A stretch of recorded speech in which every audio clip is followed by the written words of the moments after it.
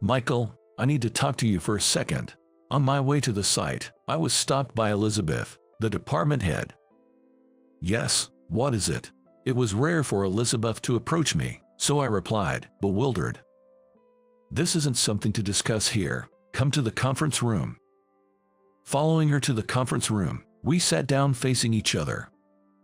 Sorry, but you're fired. We've hired an employee with a higher education. I was speechless at the sudden announcement of being fired. My name is Michael Parker. I'm an engineer managing the company's distribution system. You're a middle school dropout, aren't you? I wonder about a company that entrusts the management of its logistics system to a dropout. Angered by Elizabeth's words, I retorted. Does education really matter when it comes to managing? Indeed, I was a middle school dropout, but I had studied systems on my own, and the company recognized my efforts, allowing me to join. The former department head, Tyler, who had worked hard for my hiring, was Elizabeth's predecessor, and it was thanks to him that I was employed at this company to this day. I lost my parents in a car accident when I was 5, leaving me without siblings or relatives, and I was placed in a child care facility. There was a computer donated to the facility, and since using a computer in 5th grade during a school lesson, I was drawn into the world of computers. I spent every possible moment at the facility on the computer, growing interested in programming. I reviewed and applied what I learned in class, making my own games to play with friends by the time I reached middle school. Though advised to pursue further education for my knowledge, financial constraints prevented me from advancing beyond middle school. The facility was always full, and knowing there were families unable to place their children there, I decided to leave upon graduating middle school and took a job living in and working at a burger shop that also provided meals for workers. Tyler, a frequent customer at the burger shop near the company, started talking to me soon after I started working. You're quite a young waiter, aren't you? When I was wiping tables and guiding Tyler, who was waiting for a seat, he spoke to me. The shop owner, Brandon, and Tyler were childhood friends. He's hired through a referral from the local child care facility. He's surprisingly knowledgeable about computers. He's even keeping the books on a computer, showing profits from sales at a glance. It's interesting to see which menu items are popular and the profit margins for each. Though, it's a bit annoying to find out things we'd rather not know. He laughed. Tyler, intrigued by my computer skills, said, "That's impressive. Our company is considering systematizing our logistics department. Computers are becoming a must-have, and without them, we can keep up with management. Even if you're busy, keep studying. If you're still studying computers at 18, we'll take you in at our company." By that time, I was hoping to leave the shop to him and take it easy. Well, working for Tyler's company will probably offer him a better future. Michael, give it a try. Brandon encouraged me. Both the facility and school recognized my computer skills, and I was glad to be acknowledged. When Tyler mentioned the logistics system, my salary was low and I didn't have much money to spare, but I saved up to buy a computer and spent any free time I had studying programming on it. Learning that tablets could speed up ordering and automate sales tallying, I programmed a system, bought a used cell phone to use as a tablet for orders, and tested it. I showed this to Tyler and received advice, improving the program. The shop, despite its old appearance, underwent high-tech upgrades, attracting visitors, including those from system-related companies. Brandon supported my experiments, providing money and time, allowing me to gain considerable knowledge by the age of 18. Then, Tyler offered, "You've done well to learn so much on your own. Would you like to join our company?" Though I felt guilty leaving the shop after Brandon had been so kind for 3 years, he said, "I didn't teach you to cook because I hoped you'd eventually join Tyler's company. Teaching you how to make burger wouldn't help you as a company employee. It's better not to learn things halfway." The shop is old, and even if someone took it over, it would need to be rebuilt. I don't want to ask that much of anyone. Once you're employed, you'll rent an apartment and live there. This shop will close eventually. Hearing that suddenly made me feel lonely. It was because the place had been like a home to me. If you need a guarantor when renting an apartment, I'll be it. I'll hire someone who seems like they could benefit from this experience. Perhaps from the childcare facility. Come eat here once in a while. Brandon tried to alleviate my guilt. I told Tyler about this, and he said, "That's because you worked hard. I've heard about your efforts from Brandon. Please take care of him. He's been a caring person since he was young." Tyler then suggested, "It's about time for you to take the employment exam. Sorry, but our company has never hired a middle school graduate for a technical position. It seems best if I headhunt you. Could you summarize the system you created at the burger shop in your resume? We'll consider it as part of the first round of selection." Following his request, I prepared my resume and handed it to him. Understandably, there was significant opposition within the company, but Tyler wanted them to see my skills. He arranged for me and a third-year engineer to compete in programming skills, and if I was deemed superior, I would be hired. I went to the company on the day Tyler mentioned to take the exam. After informing Brandon, he closed the shop the day before the exam to buy me a suit, accompanying me to the store. Trying on the suit and showing Brandon, he teared up, happy to see my growth. Wearing a suit for the first time felt awkward, and not knowing how to wear a tie, I was embarrassed when a female clerk did it for me. Teased by Brandon, someone commented, "You two seem like a close father and son." Upon hearing those words, I replied, "That's right. He's truly a wonderful father, and I love him dearly." When I looked at Brandon, he was moved to tears by my words. After Brandon paid the bill, I received the suit and thanked him. Embarrassed, Brandon patted my shoulder and left the store. Following him out, I found him crying behind the store. Seeing him like that, I approached and asked, "Brandon, would you consider adopting me? I want you to be my dad." Brandon nodded quietly, saying, "Are you sure about me?" I wanted to say it myself but couldn't find the words. "I'm so glad you feel that way." And it seemed he was calling Tyler about it. That night, Tyler, Brandon, and I went out to eat to celebrate the adoption. "I've wanted to adopt you since the day I took you in.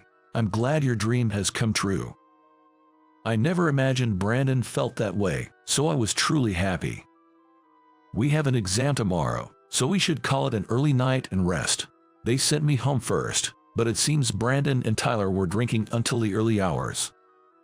The next day, I left for the employment exam without waking Brandon. Though I was anxious about what the exam would entail, I was determined to study again and seize the opportunity if I failed. After the interview, I took the same exam as an employee 3 years into the company, who confidently wrote his program. I was surprised by the speed of his typing but remained calm and focused on my programming. After completing my program within the time limit, it seemed the employee had not finished his. Our programs were collected and tested on a test machine. First, the employee's program was tested, with the supervisor checking it. Although it functioned as required, it wasn't fully completed, resulting in deductions and an apparent score of 80 points. Then, my program was tested. Though not perfect, it scored 95 points. Given my self-taught skills despite being a middle school dropout, I was judged fit for employment. I immediately announced the good news to Brandon, sharing our joy. Returning to the shop, regular customers joined in celebrating, and I was set to start working the next day. We formally completed the adoption process, and I took Brandon's surname, Parker. After joining the company, the implementation of the logistics system became more intensive, and I became a part of the systematization project. Creating something from nothing was truly challenging. Programming and testing followed by revisions were repeated, sometimes clashing with team members as we pushed forward with the systematization. Eventually, the systematization was successfully launched, achieving significant results. After the project, I was left as the sole person responsible from the start and was tasked with managing the system. As the system went into operation, Tyler retired, having seen it through. "Michael, you did well to launch it. This system will reduce employee workload and errors, and cut labor costs. It's a significant advantage for the company." Tyler praised the system's introduction and operation, which was recognized as an achievement. He had been offered a position as an executive but chose to retire and enjoy his post-retirement life. Similarly, Brandon, now my adopted father, passed the burger shop on to a young person from the child care facility and retired. The young person also became part of our family through adoption, giving me a brother. Despite not being biologically related, we took care of our father together. Although Brandon had intended to close the shop, he reluctantly agreed to let my brother take over, secretly pleased. With their burdens lifted, Brandon and Tyler enjoyed their retirement, traveling and playing golf together. After Tyler retired, Elizabeth, who transferred from the sales department, became the head of our department. Elizabeth, who had no understanding of technical matters, often presented me with unreasonable demands, causing frequent conflicts between us. Whenever I refuted her points in meetings, it seemed to hurt her pride. She would leave the meeting room with a flushed face, a situation that worried our colleagues. "Don't embarrass her too much. It's not good for your position. She's trying to make suggestions for the company." They tried to calm me down, but I couldn't stay silent when faced with criticisms of the system we all worked hard to establish. I disliked the disdainful look she sometimes showed, as if she looked down on people. When I glared back at her, knowing she didn't understand anything, Elizabeth, who was fiercely competitive, would glare back. I heard she had many conflicts with colleagues even when she was in sales. Even after she came to our department and knew I was the most knowledgeable about this system, she refused to acknowledge it. In this company, no one knew the logistics system better than I did, handling troubleshooting and improvements alone. The conversation in the meeting room was shocking. "Really, she understands nothing." Disappointed, I sighed and said, "Understood, I'll resign as Elizabeth wishes. Who will be my successor? It's a complex system, so I'd like to do a proper handover." I wanted to ensure a smooth transition for my successor, but Elizabeth's response was, "There's no need to take over from a middle school dropout like you. We'll leave it to a more educated employee," she mocked. Frustrated by her words, I simply said, "Understood," then left the meeting room, returned to my desk, and wrote my resignation letter. When I submitted the resignation to Justin, the manager, he was visibly shocked.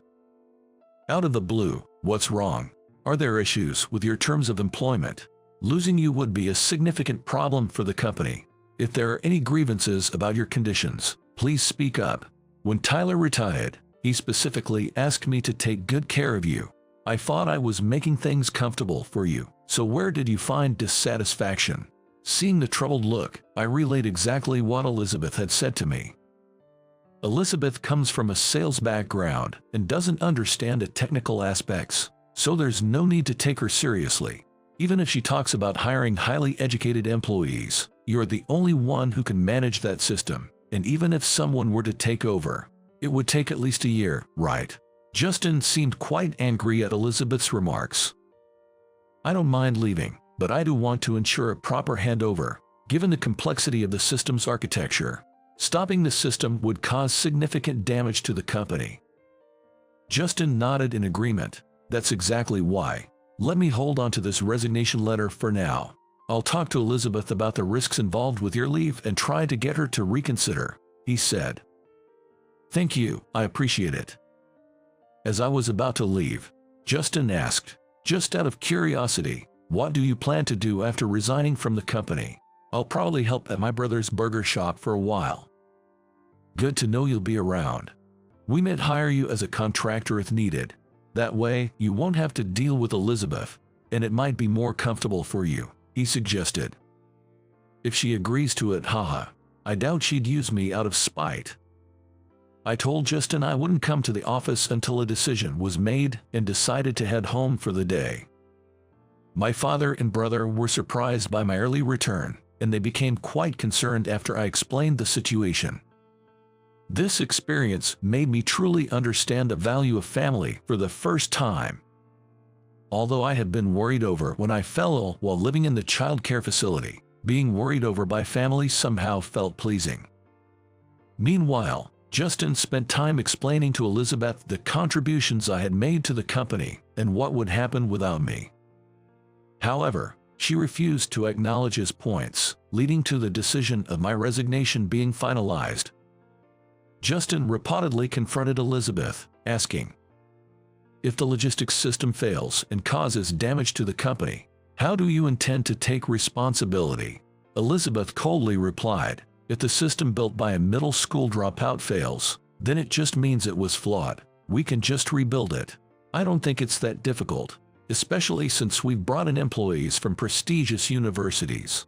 Without taking her eyes off her computer, Justin relayed to me over beers at my family's shop, "Michael, I'm sorry. My inability to protect you is my fault," Justin said, downing his beer and asking for another. "Justin, I appreciate your concern, but don't drink too much. It won't help if you antagonize Elizabeth further and jeopardize your position. If the new employee can handle it, that might be for the best. Now that I'm resigning, I'm thinking of enrolling in a distance learning high school. I've realized the importance of having at least a high school diploma," I mentioned. "It's frustrating. I thought the strength of a technical job was that qualifications didn't matter as much.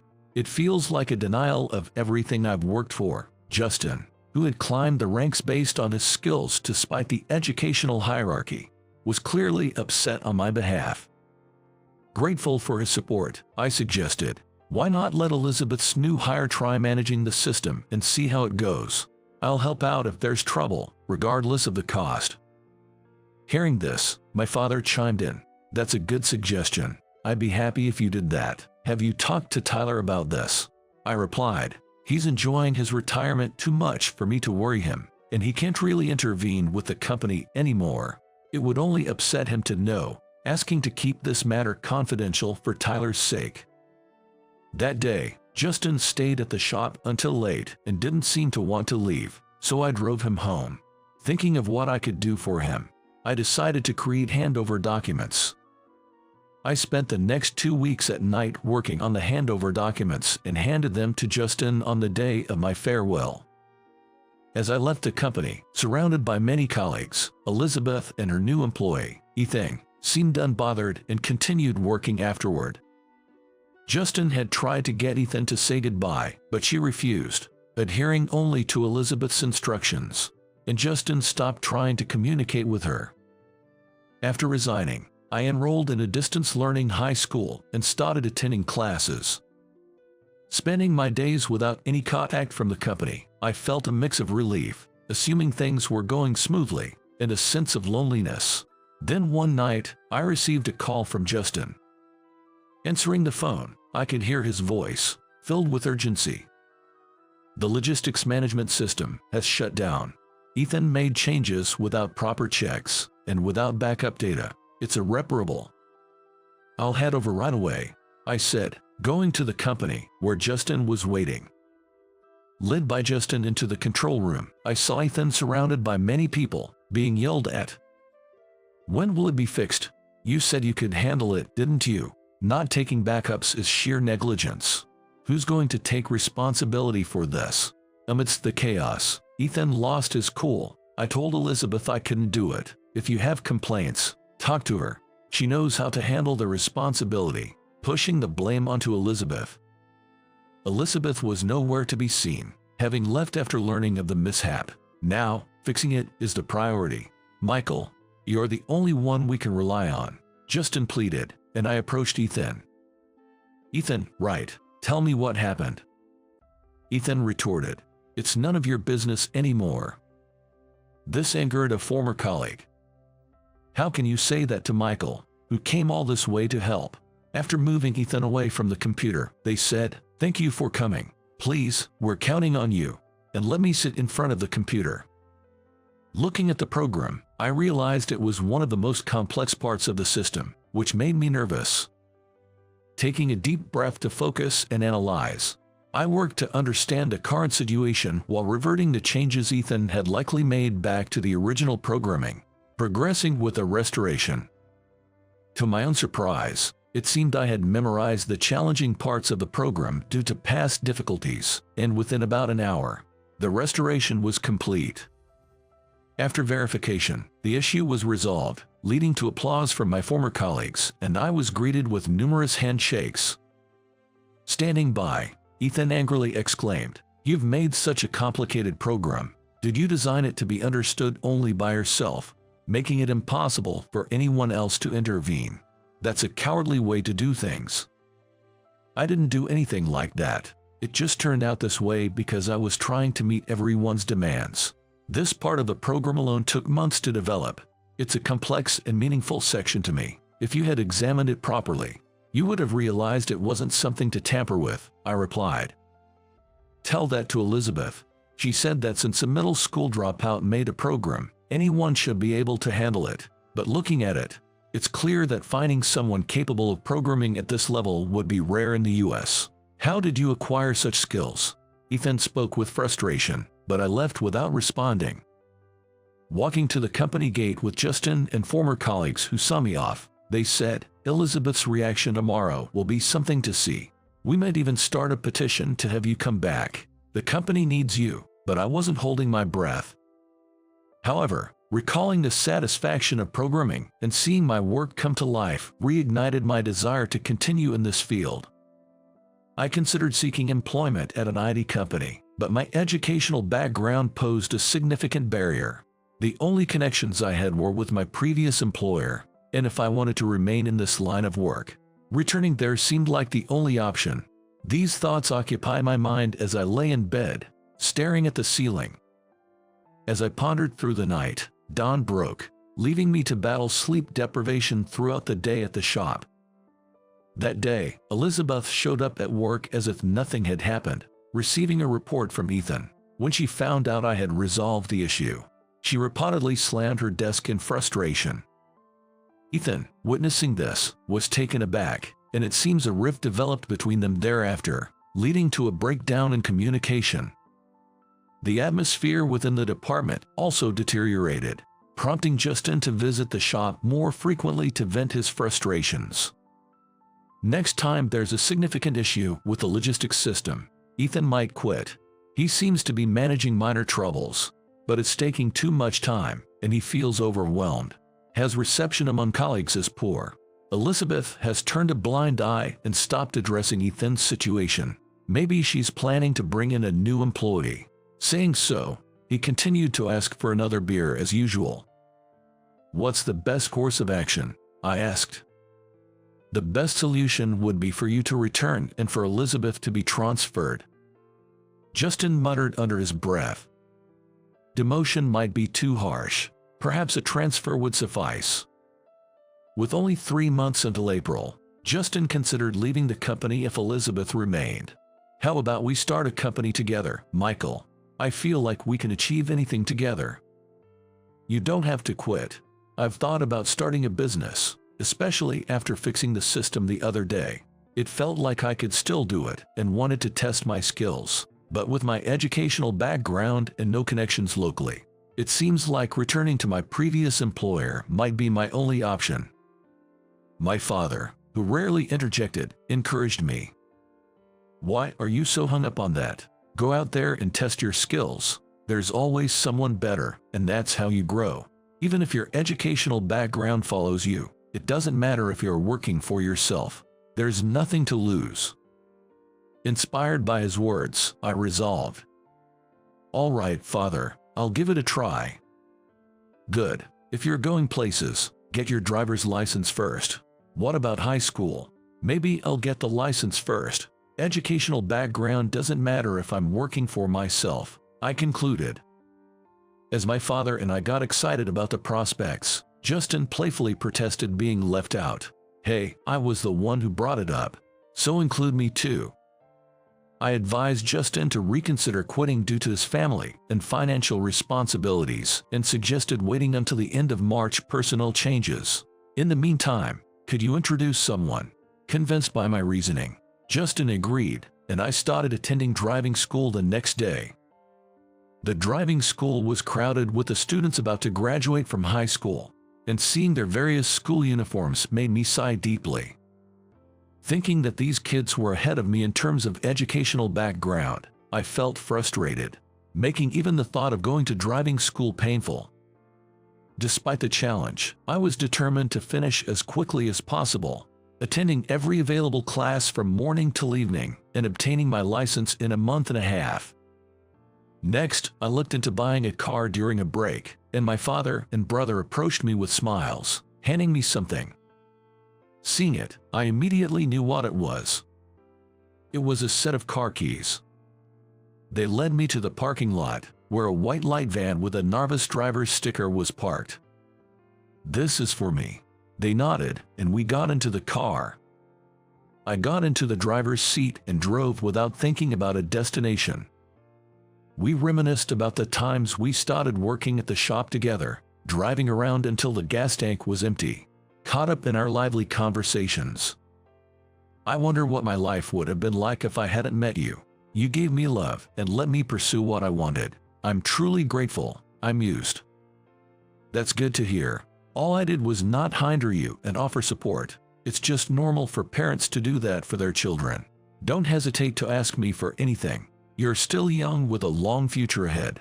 Believe in yourself, and someone will notice," my father assured. My brother nodded in agreement from the back seat. "Thank you. I'll do my best." The next day, I decided to make my former employer my first business client. When I called Justin to tell him about my independence, he offered, "Congratulations on striking out on your own. I'd like to give you some work to commemorate your independence." Justin had prepared by asking the team that launched the logistics system to help, and they had arranged work for me. I was called to the company for a meeting. As I waited in the conference room for Justin, Elizabeth entered. "Michael, it's been a while. The last time we spoke was here, wasn't it? I'm truly grateful you came to fix the trouble last time. I didn't realize how capable you were and how much your colleagues respected you. Judging you by your education was a mistake, and I'm sorry." Elizabeth apologized me. "I know it's a bit late to ask you to come back, but would you consider being our exclusive contractor? It seems everyone feels more at ease with you around." I was surprised by her unexpected proposal. When Justin arrived late, he asked her, "Have you already discussed it with him?" "I've talked to him, but he looks as surprised as if he's been bitten by a fox, doesn't he? He might not believe it coming from me. So Justin, please explain to him," she said, then left the conference room. I heard the rest from Justin, who proposed that I stay on as a permanent contractor, albeit with yearly renewals, but I decided to decline.